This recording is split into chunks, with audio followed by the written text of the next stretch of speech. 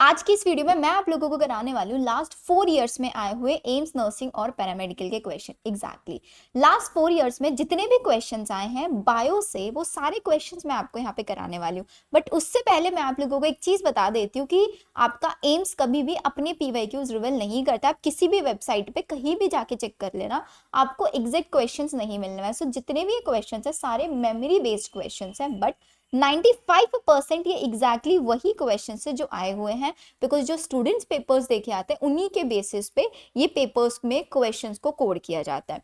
अब next question आप लोगों का ये होगा कि क्या क्वेश्चंस रिपीट होते हैं। ऑफ कोर्स क्वेश्चंस रिपीट होते हैं। जैसे नीट के अंदर आपको पता है 65% जो क्वेश्चंस होते हैं रिपीट होते हैं। अब रिपीट का मतलब ये नहीं है कि 2024 में जो क्वेश्चंस आया था क्या सेम क्वेश्चन 2025 में आएगा, नहीं। रिपीट होते हैं तो क्या कॉन्सेप्ट्स रिपीट होते हैं, प्लस पेपर पैटर्न रिपीट होता है कि इसी पैटर्न से क्वेश्चन है, प्लस जिस टॉपिक से क्वेश्चन है उसी टॉपिक से भी क्वेश्चन रिपीट होते हैं। लेकिन एक चीज ध्यान रखना, एग्जैक्टली सेम क्वेश्चंस नहीं आते हैं। तो आज की इस वीडियो में आप लोगों को क्वेश्चन सॉल्विंग पे भी ध्यान देना है, लेकिन साइड बाय साइड आपको इन चीजों पे भी फोकस करके चलना है कि मेनली जो क्वेश्चन पूछे हुए हैं लास्ट ईयर में किस टाइप के क्वेश्चन है, क्या बहुत ज्यादा इजी लेवल है या मॉडरेट लेवल है, एंड किस टॉपिक से क्वेश्चंस पूछे हुए हैं। इन चीजों को ध्यान रख के करोगे ना तो आप लोगों के लिए काफी इजी हो जाएगा कि मुझे 2025 के लिए किस टाइप के क्वेश्चन प्रैक्टिस करने चाहिए। क्या मुझे बहुत स्टेटमेंट बेस्ड क्वेश्चन करने चाहिए, बहुत लेंथी क्वेश्चन, या बहुत इजी क्वेश्चन करने चाहिए। आप लोगों को क्लियर कट आइडिया यहाँ से मिलने वाला है। चलिए हम स्टार्ट करते हैं वीडियो। मेक श्योर सारे क्वेश्चंस का आंसर आप लोग अच्छे से करने वाले हैं। पहला क्वेश्चन है हमारे पास, स्टेटमेंट बेस्ड क्वेश्चंस है। Aristotle was the first to attempt biological classification based on physical attributes of the organism. तो भाई हमारे जो एरिस्टोटल थे, who was the first one scientist थे जिन्होंने अर्लीस्ट आपका क्लासिफिकेशन किया था। जो सबसे अर्लीस्ट क्लासिफिकेशन था that was done by Aristotle, जिन्होंने प्लांट को on the basis of physiology के वो बाहर से कैसे दिखता है किसमें डिवाइड किया था, अलग अलग पार्ट्स में उन्होंने डिवाइड किया। एक ट्रीज होते हैं, एक हर्ब्स होते हैं, एक श्रब्स होते हैं। ऐसे ही उन्होंने ऑर्गेनिजम्स को भी डिवाइड किया था, एक वो जिनका रेड ब्लड होता है, एक वो जिनका रेड ब्लड नहीं होता, या फिर आरबीसी विदाउट आरबीसी टाइप से आप बोल सकते हो। तो स्टेटमेंट 1 मेरे सामने ट्रू है। सेकेंड स्टेटमेंट क्या है, Linnaeus classified all organism into 5 kingdom. अब ये 5 किंगडम क्या है, first kingdom Monera, then Protista, then fungi, plantae and Animalia. Yes, so ये हमारे पास 5 किंगडम है which was given by R.H. Whittaker scientist, ना कि लीनियस साइंटिस्ट ने ये दिया था। किसने दिया था, R.H. विटेकर साइंटिस्ट ने दिया था। लीनियस साइंटिस्ट ने 2 किंगडम क्लासिफिकेशन दिया था।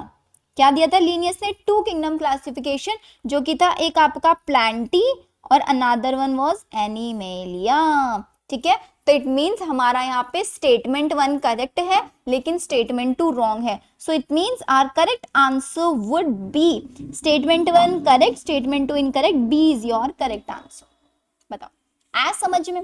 चलिए नेक्स्ट क्वेश्चन पे चलता है। थोड़ा सा स्पीडली लेके चलेंगे क्वेश्चंस को, लेकिन इतना वे में क्योंकि मुझे कॉन्सेप्ट्स पे भी ध्यान देना है। So I will try to make you correct कि ये क्वेश्चन पे के पीछे कॉन्सेप्ट कौन सा है, एंड आपको ये फिगर आउट करना है कि मुझे ये कॉन्सेप्ट आता है या नहीं आता है। नेक्स्ट प्लांट किंगडम से क्वेश्चन है, algin, carrageenan and protein are obtained from. अब यहाँ पे बच्चों को बहुत प्रॉब्लम आती है, तो याद रखने का एक तरीका बताती हूँ। ए के बाद क्या आता है, बी। एबीसीडी सीखी है नहीं सीखी है। क्लास का क्या होता है, क्लास में होता है रिप्रेजेंटेटिव, तो सी आर। ए के बाद आता है बी, क्लास में कौन होता है, रिप्रेजेंटेटिव, क्लास रिप्रेजेंटेटिव, जिसको हम शॉर्ट में सी आर बोलते हैं। तो ए फॉर एल्जिन, एल्जिन क्या है, बी फॉर ब्राउन एल्गी है। सी फॉर कैराजीन, कैराजीन क्या है, कैराजीन इज अ रेड एल्गी। और प्रोटीन क्या होता है, प्रोटीन किससे एक्सट्रैक्ट किया जाता है, प्रोटीन क्लोरेला एंड स्पाइरुलिना। किससे, क्लोरेला एंड स्पाइरुलिना। ये सबसे ज्यादा प्रोटीन एनरिच होता है जिनको स्पेस ट्रैवलर्स यूज करते हैं एज अ प्रोटीन सोर्स। ठीक है, तो अब देख लो फटाफट से ऑप्शन क्या है मैम, एल्जिन का होगा ए बी, ब्राउन एल्गी, तो हमारा हो गया answer, B is your correct answer. Clear, chlorella spirulina are the example of green algae. Green algae chlorophyceae, brown algae phaeophyceae, red algae rhodophyceae. ठीक है, चलिए अब अगर आपको कॉन्सेप्ट्स में प्रॉब्लम आ रही है ना, तो मैंने अपने ही चैनल पे लाइव सेक्शंस में जाके चेक करो, पूरा बायोलॉजी की एक सीरीज है, प्लेलिस्ट में जाके चेक कर लेना, बायोलॉजी 100% सीरीज, उसमें मैंने पूरा का पूरा 12th 11th के सारे चैप्टर अच्छे से पढ़ा दिया है। अभी भी हम लोग repetitive revision, most important question practice, जैसे क्वेश्चंस आपको यहाँ पे पीवाईक्यूज में देखने के लिए मिल रहा है ना, सेम क्वेश्चंस मैं बच्चों को हर दिन क्लास में प्रैक्टिस कराती हूँ, चैप्टर वाइज क्वेश्चन हर चैप्टर से, एंड आप खुद देख सकते हैं इसी टाइप के यही क्वेश्चंस आपको वहां पे मिलने वाले हैं, राइट। तो अगर आपको लगता है कि मुझे इसी टाइप के क्वेश्चंस प्रैक्टिस करना है तो आप हमारी लाइव सेक्शन ज्वाइन कर सकते हैं, जिसमें हम एवरी मॉर्निंग 11:30 चैप्टर वाइज सारे चैप्टर पढ़ते हैं विद शॉर्ट नोट्स, प्लस हम लोग क्वेश्चंस भी प्रैक्टिस करते हैं। चलिए नेक्स्ट क्वेश्चन आता है, plastids differ from mitochondria on the basis of which of the following feature. Plastid में क्या है, प्लास्टिड जैसे कि आपका क्लोरोप्लास्ट और ल्यूकोप्लास्ट, किससे कौन से चैप्टर से क्वेश्चन है ये, cell the unit of life and chromoplast, ये 3 प्लास्टिड्स मेरे पास होते हैं, ठीक है। अब ये बोल रहा है माइटोकॉन्ड्रिया से कैसे डिफरेंस है, दोनों सेमी ऑटोनोमस ऑर्गेनेली है, डबल मेम्ब्रेनस है, दोनों के पास राइबोसोम होता है, कौन से 70S राइबोसोम, दोनों के पास क्या थाइलाकोइड है, तो no ma'am, thylakoid found only in chloroplast, mitochondria में थाइलाकोइड नहीं होता, दोनों के पास खुद का डीएनए है, यस। तो क्या पूछा है, डिफरेंस बताना है, तो डिफरेंस तो यही हुआ, थाइलाकोइड, थाइलाकोइड क्या होता है, क्लोरोप्लास्ट के अंदर जो सिंगल स्टॉक लाइक स्ट्रक्चर होती है, these are known as thylakoid, और इसी के पूरे स्टॉक को हम क्या बोलते हैं, वी कॉल इट ग्रेन, ठीक है। चलो नेक्स्ट क्वेश्चन, भाई हिंदी मीडियम वाले बच्चे बुरा मत मान जाना, हिंदी में एक्सप्लेन नहीं कर रही हूँ बट क्वेश्चन डाले हुए हैं, देखो मैंने हिंदी में आप लोगों के लिए, विच is not a feature of non chordate animal kingdom से क्वेश्चन है, ठीक है, हिंदी में भी चलो पढ़ देते हैं, निम्न में से कौन सा गैर कोऑर्डिनेट की विशेषता नहीं है। अब हम लोग कोऑर्डिनेट्स हैं, अपने आप से रिलेट करके पढ़ना है, हमारी बैकबोन कहाँ है, हमारा central nervous system back side में, सो हमारा सीएनएस डॉर्सल है, तो ये किसका है, इनका सीएनएस कैसा है, ये बोल रहा है इनका सीएनएस वेंट्रल है, हमारा पीछे तो इनका आगे, सही है। इनके अंदर गिल स्लिट्स एब्सेंट होता है, यस, बिकॉज हमारे अंदर प्रेजेंट होता है। हमारा हर्ट कहाँ है, हमारा हर्ट वेंट्रली है, आगे हर्ट है, तो इनका हर्ट कहाँ होगा, पीछे होगा। Central nervous system dorsal which is a character of coordinate, ये तो कोऑर्डिनेट का कैरेक्टर है, तो क्वेश्चन में क्या पूछा है, which is not a feature of non coordinate, तो हमारा आंसर क्या आ गया, our answer would be T. Check कर लो फटाफट से सही है या नहीं है, सही है। चलो next question, sweet potato is a modified, बहुत इजी क्वेश्चन है मॉर्फोलॉजी चैप्टर से, sweet potato is a modified adventitious root, ये तो डायरेक्ट याद कर सकते हो, है ना। चलो again cell the unit of life chapter से क्वेश्चन आ गया, मतलब 2 क्वेश्चन आए हुए हैं cell the unit of life से। क्या पूछ रहे हैं, ओमनिस सेलुला ई सेलुला, ओमनिस का मतलब होता है फॉर्मेशन, सेलुलर का मतलब सेल, ई सेलुलर मतलब एक्स सेल, ओमनिस सेलुला ई सेलुलर क्या कहता है, all new sales, all new sales arises from, कहां से, प्री एग्जिस्टिंग सेल्स, जितनी भी नई सेल्स है ना वो सब प्री एग्जिस्टिंग सेल से अराइज हुई है, क्योंकि इससे पहले हमारी सेल थ्योरी दी गई थी शेल्डन और शेमान साइंटिस्ट के थ्रू, जिन्होंने ये बोला था कि all organisms are made up of cells और they are the product of cells, ये लाइन बोली थी, लेकिन उन्होंने ये नहीं बताया था कि ये सेल्स अराइज कहाँ से होता है, आते कहाँ से हैं। सो उसी चीज को मॉडिफाई किया था, जो उन्होंने सेल थ्योरी थी उसी को मॉडिफाई किया रिडोल्फ वर्च्यू ने, और इन्होंने ये बोला कि of course all organisms are made up of cells but all these new cells are arising from pre-existing cells, so it means the correct answer is Rudolf Virchow, जिन्होंने सेल थ्योरी को modify किया था। कौन से year में किया था, आप लोग मेरे को इसको चैट सेक्शन में बताओगे फटाफट से, ठीक है। और ये स्टेटमेंट भी याद रखना, ओमनिस सेलुला ई सेलुला, क्योंकि हो सकता है 2025 में क्वेश्चन ये आ जाए रुडोल्फ वर्च्यू ने कौन से ईयर में दिया था, क्या स्टेटमेंट दिया था, क्या कॉन्सेप्ट था, ओमनिस सेलुला ई सेलुला, राइट। तो किसी भी तरीके से क्वेश्चन आपसे मॉडिफाई करके पूछा जा सकता है, 3 तरीके हैं इस क्वेश्चन को पूछने के लिए। ओमनिस सेलुला ई सेलुला क्या बोलता है, Rudolf Virchow gave a concept, कौन सा कॉन्सेप्ट, कौन से ईयर में किया, ऑफ कोर्स क्वेश्चन आ सकता है। Next question, meiosis in diploid organisms results in, meiosis क्या होता है ma'am, meiosis is a reductional division, right, जिसमें मेरे पास एक 2n वाली सेल है, उसके अंदर मैंने अगर मियोसिस कराया तो मेरे पास एन नंबर ऑफ क्रोमोसोम वाली सेल बन के आती है। और एन क्या होते हैं? एन इज ऑलवेज गैमीट्स, या फिर we can call them haploid cells हैं ये। तो क्या है, हम मियोसिस का यूज किस में कर रहे हैं? गैमीट्स बनवाने में कर रहे हैं, नहीं कर रहे हैं? हाँ जी मैम कर रहे हैं, ठीक है। क्या नंबर ऑफ क्रोमोसोम में रिडक्शन हुआ? यस, यहाँ पे 46 थे, यहाँ पे 23 हो गए। क्या इसकी वजह से वेरिएशन आता है? यस, बिकॉज मियोसिस की जो प्रोफेज 1 होती है उसके अंदर क्रॉसिंग ओवर होता है, जिस क्रॉसिंग ओवर के अंदर जेनेटिक मटेरियल का इंटरचेंज हो जाएगा, सो वेरिएशंस आएंगे। तो इट मींस तीनों स्टेटमेंट सही है, तो हमारा आंसर होगा ऑल ऑफ दीज। बताओ सही है ये क्वेश्चन? भाई हो सकता है कोई क्वेश्चन का आंसर मैं गलत बता दूं, सो मेक श्योर आप लोग मुझे करेक्ट करेंगे कमेंट सेक्शन में बता के। कभी कभी ना फ्लो में हो जाता है गलती। चलिए next question, next yes again cell the unit of life से, मतलब 3 क्वेश्चन आ चुके हैं। सेल द यूनिट ऑफ लाइफ बहुत इंपॉर्टेंट चैप्टर है। Bacteria can be classified into 2 groups, gram positive, gram negative, on the basis of differential cell envelope. अब ग्राम पॉजिटिव ग्राम नेगेटिव में कैसे? भाई ग्राम पॉजिटिव वो ऑर्गेनिजम्स थे जिनके ऊपर कलर रह गया था, जिनका कलर गायब नहीं हुआ था। तो ग्राम पॉजिटिव वाले कौन से? जिनके पास नो एक्स्ट्रा लिपिड लेयर, जिनके पास लिपोपॉलीसेकेराइड की कोई एक्स्ट्रा लेयर नहीं थी। लेकिन ग्राम नेगेटिव जिनका कलर धुल गया था, क्योंकि उनके ऊपर क्या है? उनके ऊपर एक मेम्ब्रेन है एक्स्ट्रा, किसकी? लिपिड से बनी हुई, लिपिड एनरिच है। तो ये क्या है? This is cell envelope. Cell envelope 3 चीजों से बना होता है, glycocalyx, then cell membrane, cell wall and cell membrane. Glycocalyx, cell wall, cell membrane, 3 चीजों से मिलकर बना होता है। पूरा चैप्टर पढ़ा दूंगी, बहुत इंपॉर्टेंट चैप्टर है, ठीक है। तो स्टेटमेंट 1 सही देना। हाँ जी ma'am. Plasma membrane selectively permeable होती है, यस सिलेक्टिवली परमिएबल होता है, सारे सब्सटेंसेस को एंटर करने के लिए अलाउ नहीं करती। तो दोनों स्टेटमेंट सही है या नहीं है? Of course both statement are correct, so D is the correct answer. Both statement 1 and statement 2 are correct. I hope समझ में आया होगा यहां तक, आया? चलिए next, asexual reproduction is common among. Asexual reproduction किसके? ये रिप्रोडक्शन इन ऑर्गेनिज्म का क्वेश्चन है। क्या सिर्फ सिंगल सेल्ड ऑर्गेनिजम्स में होता है? सिर्फ प्लांट में, या एनिमल विद सिंपल ऑर्गेनाइजेशन, या फिर सिंगल सेल में भी हो सकता है, प्लांट में भी हो सकता है animal, but they should have a simple organisation. उन सब के अंदर पाया जाता है क्या? Asexual reproduction. Yes this is correct, so correct answer is D. बहुत सिंपल है, राइट? चलिए next, which of the following is the most reason for convincing increasing population की ग्रोथ अगर हमें बढ़ानी है तो क्या होना चाहिए? भाई पॉपुलेशन ग्रोथ बढ़ाने के लिए ये ग्राफ होना चाहिए, इसी को तो बोलते हैं हम क्या?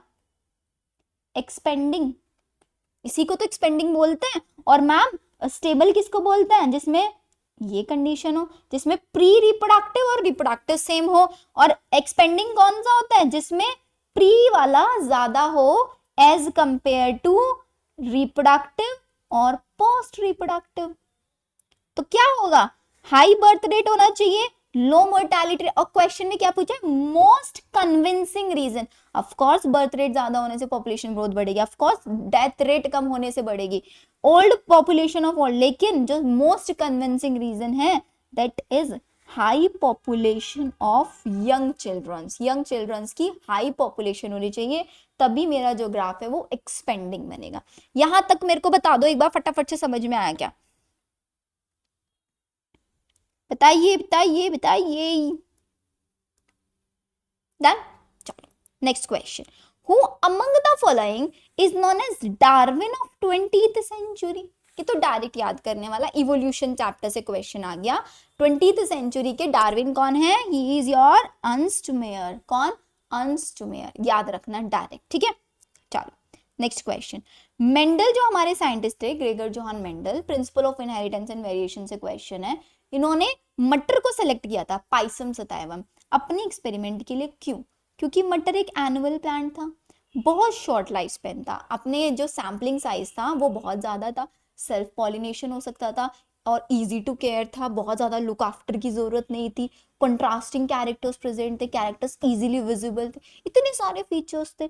तो नंबर ऑफ सीड्स प्रोड्यूस बहुत ज्यादा होते हैं, सैंपल साइज जितना ज्यादा उतनी ज्यादा ऑब्जर्वेशंस होंगी। तो it means the correct answer is all of these. बताओ आ रहा है नहीं आ रहा है समझ? चलिए next, which one among the following was the first genetic material, जो सबसे पहले जेनेटिक मटेरियल अर्थ पे आया था। अगेन इवोल्यूशन चैप्टर से क्वेश्चन है, तो इट मींस कौन है सबसे पहला आया हुआ, तो सबसे पहले आया हुआ that is your RNA. DNA मत लगा के आना, क्योंकि डीएनए आरएनए से बना है, जो ये आरएनए से ही डीएनए बना है। सेंट्रल डॉगमा में ऑफ कोर्स उल्टा पढ़ते हैं हम, लेकिन जो सबसे पहले जेनेटिक मटेरियल आया था दैट वाज योर आरएनए, ठीक है, राइबोलोज nucleic acid. Next question, yes, eukaryotes differ from prokaryotes. Eukaryotes they are having a proper nuclear membrane. Prokaryotes में ऐसा न्यूक्लियर मेम्ब्रेन नहीं होता। तो दोनों के डीएनए एप्लीकेशन में क्या डिफरेंस है? ऑफ कोर्स डिफरेंस है। यूकैरियोट का डीएनए एप्लीकेशन न्यूक्लियस के अंदर चल रहा है, प्रोकैरियोट का न्यूक्लियस ही नहीं है कोई वेल बाउंड, तो साइटोप्लाज्म में चल रहा है। पहला डिफरेंस। क्या डिफरेंट एंजाइम होंगे स्ट्रैंड्स को ओपन करने के लिए? नहीं, सेम होंगे। डीएनए प्राइमर्स नहीं, प्राइमर्स तो आरएनए ही यूज होंगे।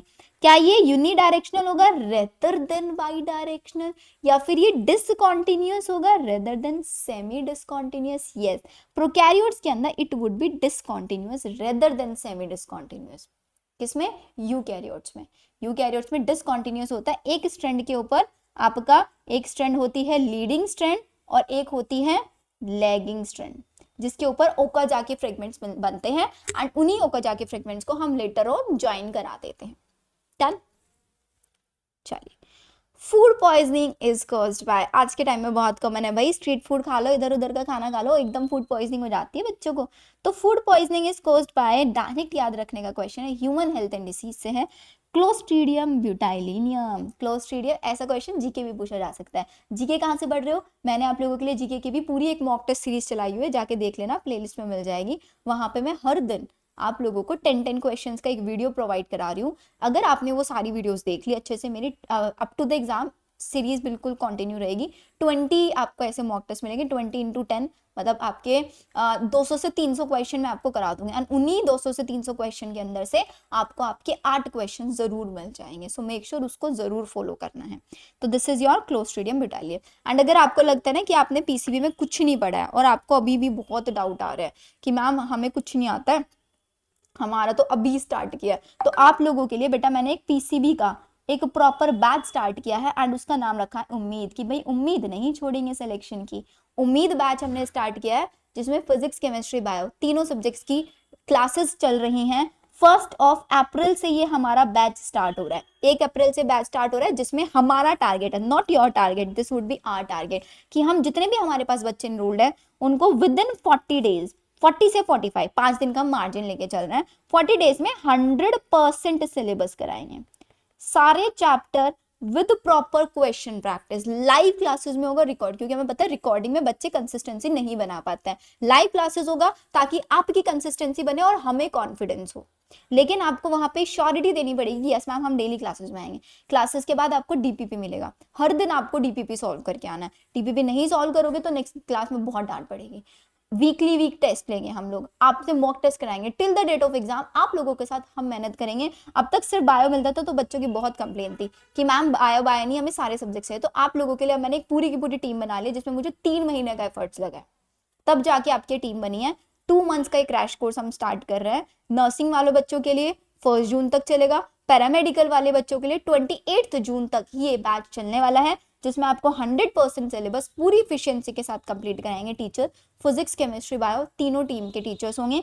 1 अप्रैल से ये बैच होने वाला है। एंड एक और स्पेशल चीज बता देती हूँ, जो भी इस बच्चा इस वीडियो को देख रहा है, आप अगर यहाँ पे एक कोड यूज करोगे, उम्मीद कोड, उम्मीद 100, तो आपको वहां पे उम्मीद 100 कोड यूज करके 100 रुपीज का ऑफ भी मिलने वाला है। अब ये कहाँ से ज्वाइन करना है आपको हमारे ऐप पे जाना है, made about by, link description में दिया हुआ है। ऐप पे जाओगे, उम्मीद 100 कोड यूज करना, बैच दिख जाएगा, AIIMS nursing PCB plus GK उम्मीद बैच। पैरामेडिकल का ज्वाइन करना है, पैरामेडिकल का आप ज्वाइन कर सकते हो, दोनों आप अपने अकॉर्डिंग ज्वाइन कर सकते हो। उन्हीं में आप लोगों को हमारी सारी क्लासेस दिखने शुरू हो जाएंगी। अभी वहां पे क्लासेस नहीं मिलेंगी क्योंकि आपकी क्लासेस 1 अप्रैल से स्टार्ट हो रही हैं, तो डोंट वेट नहीं करना है, बिल्कुल भी आप लोगों को लेट नहीं होना है, क्योंकि फिर बैकलॉग इकट्ठा होना शुरू हो जाएगा और टीचर्स सिलेबस रिपीट नहीं करेंगे, क्योंकि हमारे पास ऑलरेडी कम टाइम है।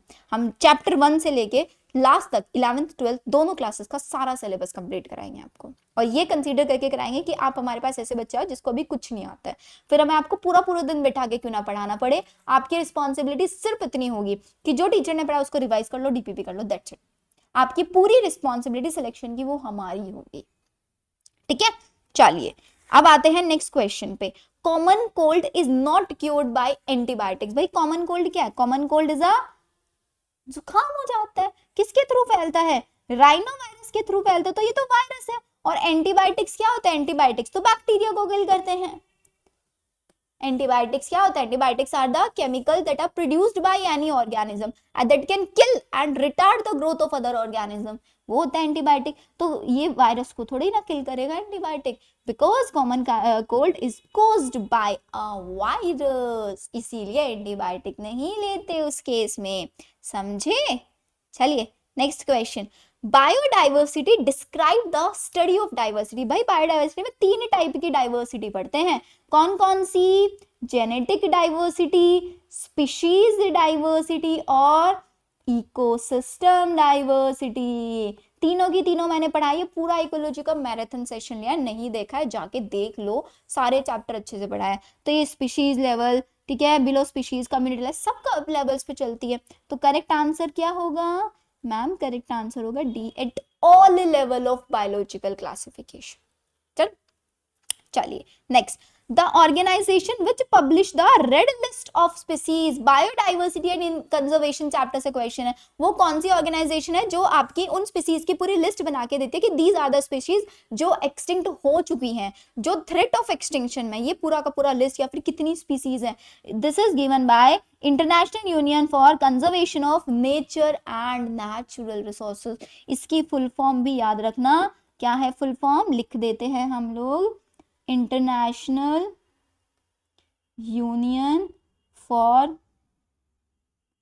Conservation of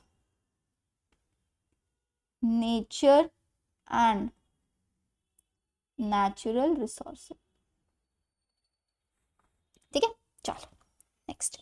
without green house effect. भाई अगर हम ग्रीन हाउस इफेक्ट को हटा दें अपने अर्थ से, तो जो अर्थ का टेम्परेचर है, ये कौन सा इन्वायरमेंटल इश्यूज चैप्टर से क्वेश्चन है, तो कितना होगा? That would be 0 degree Fahrenheit. 0 degree Fahrenheit का मतलब -80 डिग्री सेल्सियस।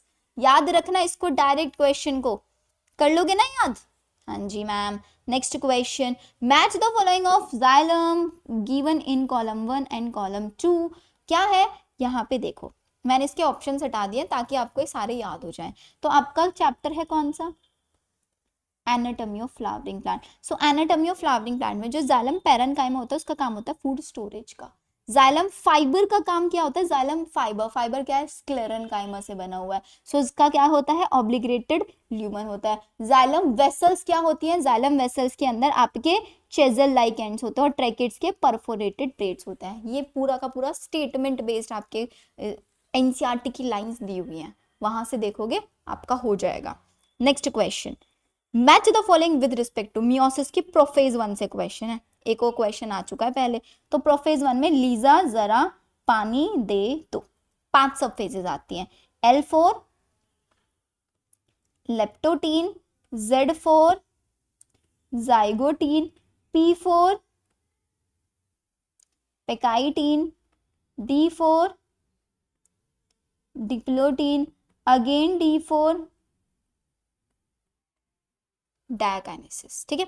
तो क्या है यहाँ पे आता है लेप्टोटीन। लेप्टोटीन में होता है क्रोमोसोम्स जो होता है क्रोमैटिन मटेरियल, वो कंपैक्ट करके क्रोमोसोम बनना शुरू होता है। जाइगोटीन में होता है साइनेप्सिस, होमोलोगस क्रोमोसोम्स क्लोज आना शुरू कर देते हैं, साइनेप्टोनिमल कॉम्प्लेक्स दोनों के बीच में आ जाता है। पेकाइटीन में होता है एक्सचेंज ऑफ जेनेटिक मटेरियल, क्या जिसको बोलता है क्रॉसिंग ओवर, जो कि एक एंजाइम की हेल्प से होता है, रिकॉम्बिनेज, रिकॉम्बिनेशन नोड्यूल बन के।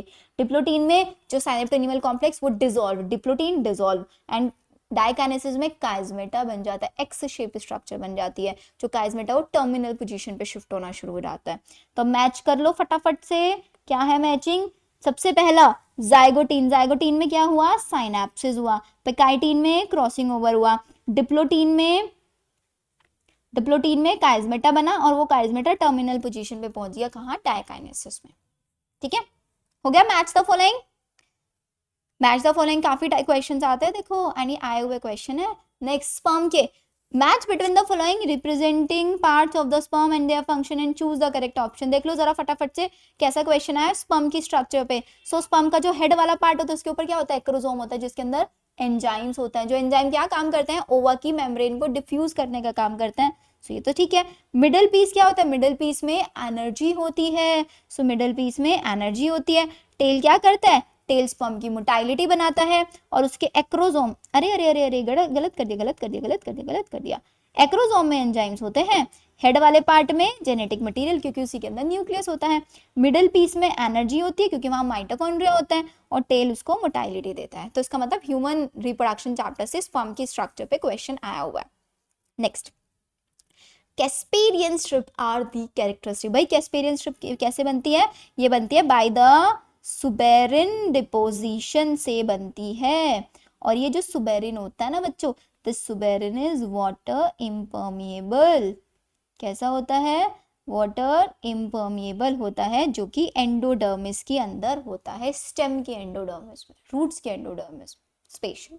ठीक है, चलिए next question, which scientist gave the theory of continuity of germ plasm. की जर्म प्लाज्म के अंदर कुछ भी चेंजेस हो रहे हैं वही एक जनरेशन से दूसरी जनरेशन में जाएंगे। ये थ्योरी दी गई थी वीजमैन साइंटिस्ट के थ्रू। इन्होंने चूहे के ऊपर एक्सपेरिमेंट किया था, जबकि लेमार्क ने बोल दिया था कि जो एक्वायर्ड कैरेक्टर्स हैं, जो हम आफ्टर बर्थ एक्वायर करते हैं, वो भी एक जनरेशन से दूसरी जनरेशन में इनहेरिट होते हैं। जो कि उन्होंने जिराफ के ऊपर एक्सपेरिमेंट किया था, उससे बोला था कि जितना ज्यादा किसी ऑर्गन का यूज करोगे उतना ही ज्यादा आपका वो ऑर्गन डेवलप होता चला जाएगा। जिराफ ने अपनी जो नेक थी उसको एक्सटेंड किया तो बहुत बड़ी हो गई, और वो नेक्स्ट जनरेशन वाले जो जिराफ है उनकी भी नेक लॉन्ग आई। लेकिन ऐसा नहीं था, क्योंकि वीजमैन ने जब चूहे पे एक्सपेरिमेंट किया, चूहे की टेल कट की 30 जनरेशन तक की, कभी भी नेक्स्ट जनरेशन के चूहे में शॉर्ट टेल नहीं आई। तो इसका मतलब जो एक्वायर्ड कैरेक्टर है वो एक जनरेशन से दूसरी जनरेशन इनहेरिट नहीं होते, राइट। चलिए नेक्स्ट क्वेश्चन, मैंगो किस फैमिली से बिलोंग करता है, 2023 का PYQ है। मैंगो बिलोंग करता है एनार्केडी फैमिली। याद रखना लिविंग वर्ल्ड चैप्टर को इग्नोर मत करना, लिविंग वर्ल्ड चैप्टर से क्वेश्चन आता 2024 में भी आया था, 23 में भी क्वेश्चन आया था। नेक्स्ट, which of the following is the characteristics of kingdom Animalia. Autotrophic होता है, नहीं। एब्सेंस ऑफ न्यूक्लियर मेम्ब्रेन, नहीं। प्रेजेंस ऑफ सेल वॉल, नहीं। Absence of cell wall. अब ये देख के ऐसा नहीं लग रहा है कि मैम बहुत इजी क्वेश्चन आ रहे हैं, यस। अब मैं स्पेशली वो बच्चे जिन्होंने लास्ट ईयर पेपर दिया था 2024 में, 2023 ड्रॉप आउट होंगे, कोर्स होंगे, उन बच्चों से एक रिक्वेस्ट करूंगी कि आप लोग एग्जैक्टली प्लीज मुझे इस वीडियो के कमेंट सेक्शन में बताना, क्या इसी टाइप के क्वेश्चंस आए हुए थे आपके, क्या बहुत ज्यादा लेंथी क्वेश्चंस आए थे, या जो मैं क्वेश्चंस करा रही हूँ ऐसे नहीं आए थे। आई नीड योर फीडबैक, ठीक है। चलिए नेक्स्ट क्वेश्चन आता है, प्लांट ग्रोइंग, अगेन मॉर्फोलॉजी से। स्वैम्पी एरियाज के अंदर जो प्लांट ग्रो करते हैं उनकी जो रूट्स होती हैं बाहर आ जाती हैं, come above the ground and vertically grow करती हैं। किसके लिए, फॉर रेस्पिरेशन, रेस्पिरेशन के लिए। एंड ये किस प्लांट के अंदर होता है, राइजोफोरा। ये तो बहुत इंपॉर्टेंट है, यहां से तो क्वेश्चन आता ही आता है, rhizophora. And the correct answer is these roots are known as pneumatophore roots. क्या बोलते हैं इन रूट्स को, these roots are known as pneumatophore roots. चलिए next, a vascular bundle having both xylem और फ्लोएम अल्टरनेट मैनर में present है अलग अलग रेडियस पर। अब देख रहे हो यहाँ पे क्या हो रहा है, दो अरेंजमेंट सिखा रही हूँ, xylem phloem different different radius पे अल्टरनेट मैनर में है। एक ये अरेंजमेंट है, जाइलम फ्लोएम सेम रेडियस पे है, जाइलम अंदर की साइड, फ्लोएम बाहर की साइड। क्या है, इसको बोलेंगे जब डिफरेंट रेडियस पे है, this radiation, this arrangement is known as radial arrangement. जब जाइलम और फ्लोएम जुड़े हुए हैं, जॉइंट है, so we call it conjoint. और अगर इनके बीच में क्या आ गई, कैम्बियम रिंग आ गई, तो बन गई ओपन कॉन्जॉइंट। कैम्बियम रिंग नहीं हुई तो बन गए क्लोज्ड कॉन्जॉइंट। ओपन वाले होते हैं डाइकोट में, क्लोज वाले होते हैं मोनोकोट में। तो ये कैसा अरेंजमेंट है, this is your radial arrangement, ठीक है। Next question, which of the following sequence is correct. अभी ट्रिक बताई थी मैंने आप लोगों को एक, कौन सी, लीजा, अरे लीजा जरा पानी दे दो, तो लीजा लेप्टोटीन, जरा पानी डायकाइनेसिस नहीं, पहले डिप्लोटीन आता है, लीजा जरा पानी दे दो, तो B is the correct answer. इसमें कॉम्पैक्शन होगा, साइनेप्सिस होगा, यहाँ क्रॉसिंग ओवर होगा, डिप्लोटीन में काइजमेटा बनेगा, यहाँ पे काइजमेटा टर्मिनल पोजीशन पे पहुंच जाएगा।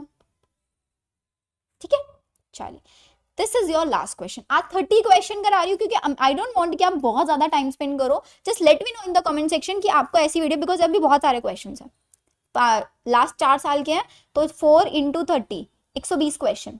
ऑफकोर्स 120 नहीं है, मेरे पास 100 क्वेश्चन है, बट एग्जैक्टली वही क्वेश्चन, मैं कोई रॉन्ग क्वेश्चन आपको नहीं कराऊंगी यहाँ पे, मैं एग्जैक्टली सारे वही क्वेश्चन कराऊंगी जो आए हुए हैं। क्या क्वेश्चन है?